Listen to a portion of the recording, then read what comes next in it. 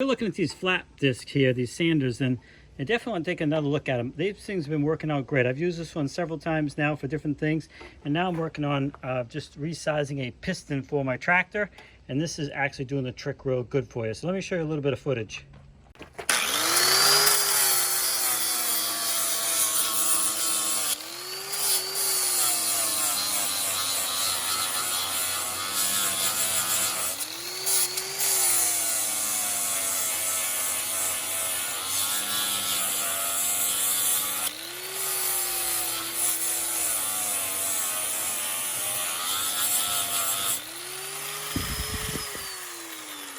So you can see I did quite a bit with it, and this thing has still got plenty of life in it.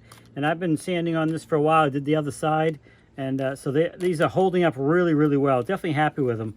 Now, this company was nice enough to send me a box of these out, and I want to thank them for that. I really appreciate it. But if you're looking for some pretty good quality flap discs, I definitely recommend these. So hopefully this short video helps you out.